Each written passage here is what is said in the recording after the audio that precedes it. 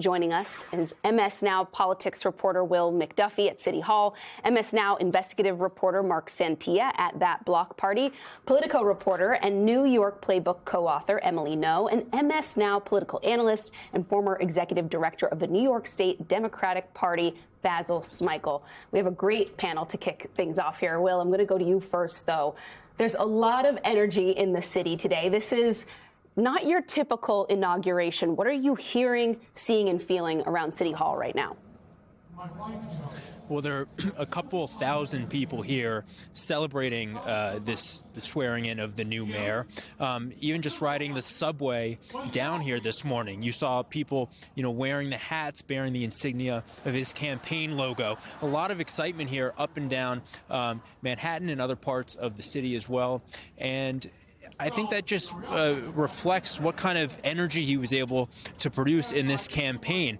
He was so little known a little over a year ago and really generated enthusiasm, running on his campaign promises of affordability, making this city a place where people could live and thrive and not just get by. And that energized a ton of people, especially young folks, people who are more progressive. A lot of those folks just walking around before the ceremony started and talking to people.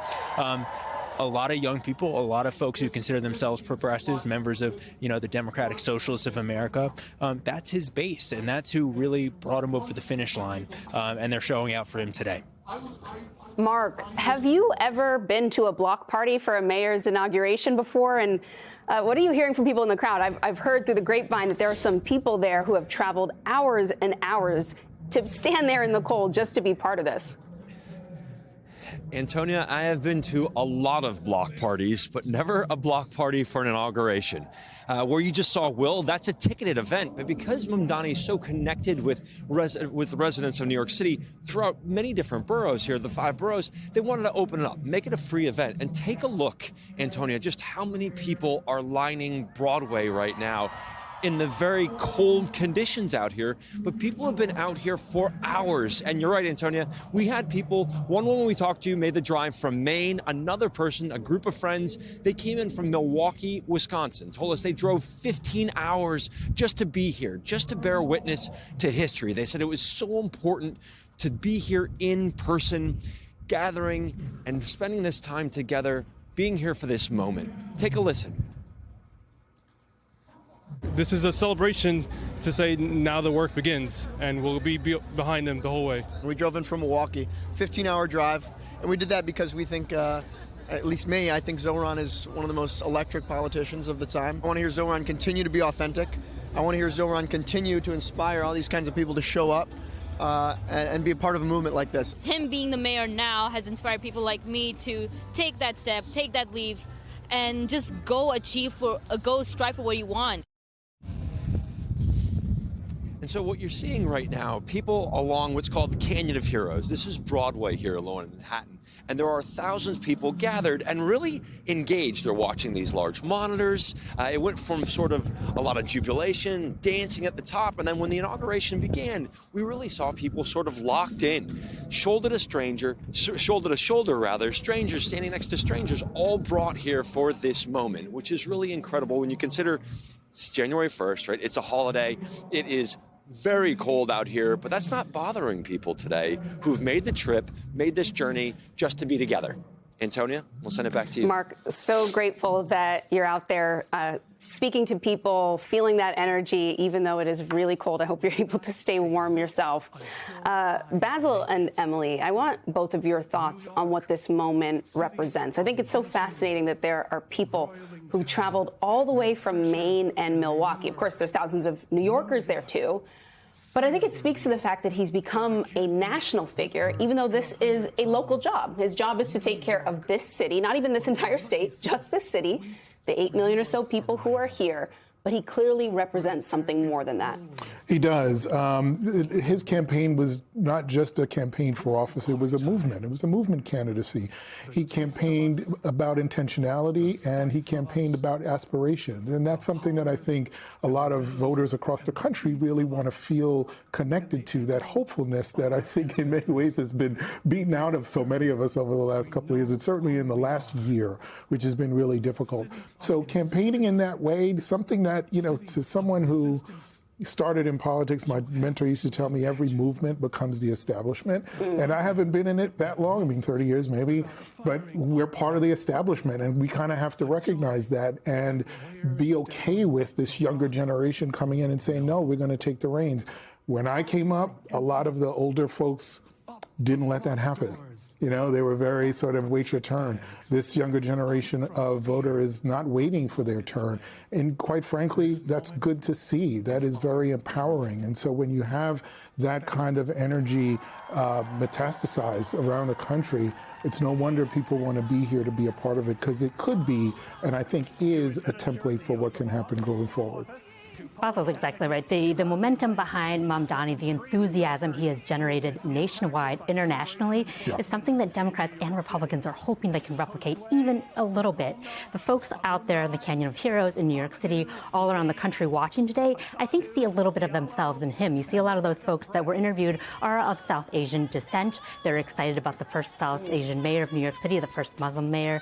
Mark Levine, the city comptroller, talked about each of the citywide elected officials. And spoke in numerous languages. Of course, using different holy books to swear themselves in. This is a reflection of New York City in all its diversity. What do you think the Democratic Party establishment figures, the people who've been in this game for a long time, like you, Basil, what do you think they're learning from this moment? Because I think, to me, this is a story about a man, a medium, and a message. But sometimes when I hear Democrats reflect on the lessons from this race, they want to pick what part they're most comfortable with. So maybe it's the message, okay, we're all going to focus on affordability. That's what we need to talk about, prices, what we're going to do to make your life easier.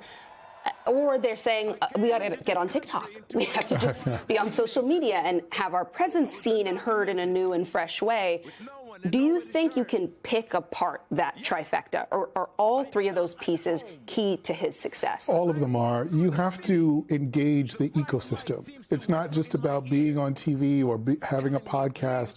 It's, are you knocking on people's doors? Are you actually using the language that we need to be engaged in to talk about what voters are actually experiencing? Are you actually engaging their aspirations and their intentions, right?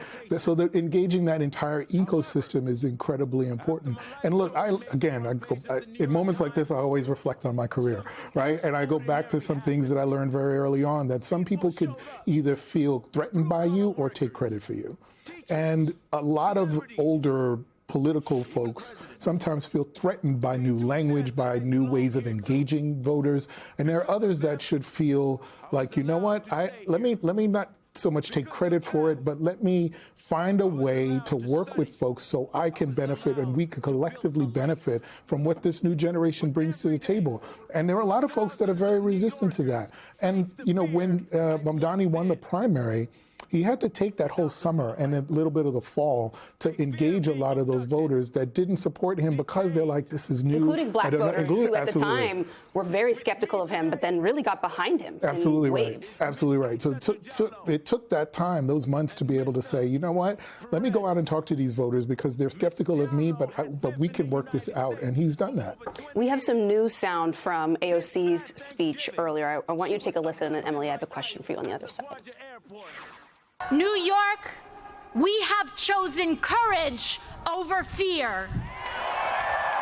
We have chosen prosperity for the many over spoils for the few. And when the entrenched ways would rather have us dig in our feet and seek refuge in the past, we have chosen instead to turn towards making a new future for all of us. A new future for all of us. Emily, do you think that part of this, too, is that through Zohran Mamdani, there is a new political and racial coalition forming here in New York? Absolutely. Ocasio-Cortez, Bernie Sanders, Mamdani on the same stage. They are, of course, left-leaning Democrats, but they're also populists. And there are folks who voted for them, but also voted for Donald Trump. Folks who see politics outside of the right and left lanes that we may discuss. And this is a moment where I feel Mamdani can capitalize on some of that curiosity that I think everyone's watching for. People see him as someone one knew what's going to happen. There's a lot of hate. There's a lot of skepticism. There's a lot of love, and there's energy and excitement, too. The next 100 days, very, very close scrutiny. And a lot of what's driving him comes from this need to push up and put the working class on a pedestal and finally prioritize their needs. But the thing is, a lot of politicians across parties have been talking about affordability in the working class. So what does it mean when it comes into practice and practicality and pragmatism? That's what we're waiting to see from Zohran Mamdani.